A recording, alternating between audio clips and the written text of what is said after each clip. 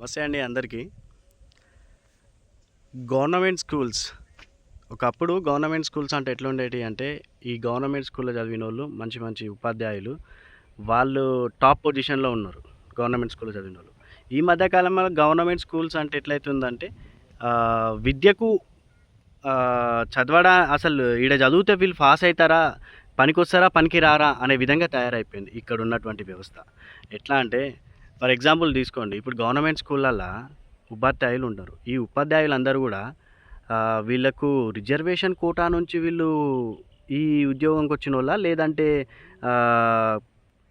Study బేస్‌గా వచ్చినోళ్ళా వీళ్ళు? Study ఉండి reservation కోటాను వాడుకొని వచ్చినోళ్ళా? దానివల్ల కూడా ఇప్పుడు ఏమైతుందంటే గవర్నమెంట్ స్కూల్స్ అంటే విద్య అనేది ఒకప్పుడు గవర్నమెంట్ స్కూల్స్‌కి ఎంత ప్రిఫరెన్స్ ఇచ్చేటోళ్ళో, ఇప్పుడు గవర్నమెంట్ స్కూల్ అంటే వద్దురా బయ్ ఈడ చదివితే మావోడు మంచిగాడు అదే ప్రైవేట్ స్కూల్ వేసిండనుకో, ఒక సామాన్య కూలి డైలీ కూలీ చేసుకునేటువంటి ఒక సామాన్యటువంటి రైతు కూలీ కావచ్చు, నెక్స్ట్ రైతులు కావచ్చు, వీళ్ళందరూ కూడా ఇప్పుడు ఏం చేస్తుర్రు?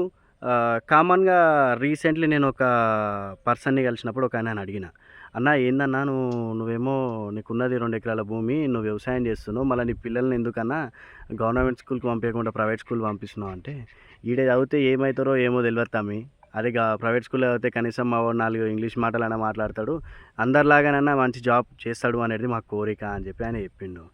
తర్వాత ఈ మధ్య కాలంలో చూస్తే కూడా సేమ్ అంతే అవుతుంది. ఒకప్పుడు గవర్నమెంట్ స్కూల్‌కు స్ట్రెంత్ ఎక్కువ ఉండేది. అండ్ ఇంకోటి ఏంటంటే ఈ ఆర్టీసీ ఏదైతే ఉందో, ఆర్టీసీ బస్సులో ప్రైవేట్ స్కూళ్ళల్లో చాలా తక్కువ మంది చదువుతుండే.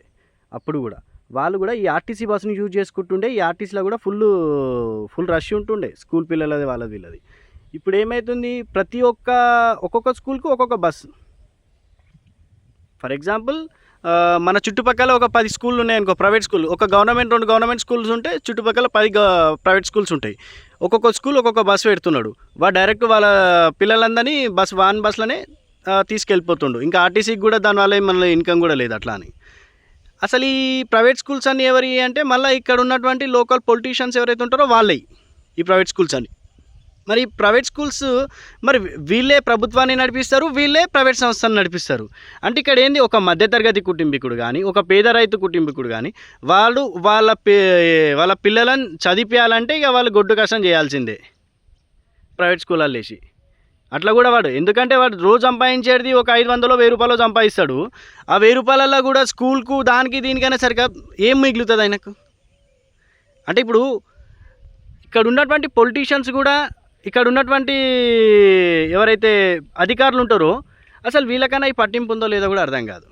So save the government schools, save the ఈ నౌ జనరేషన్.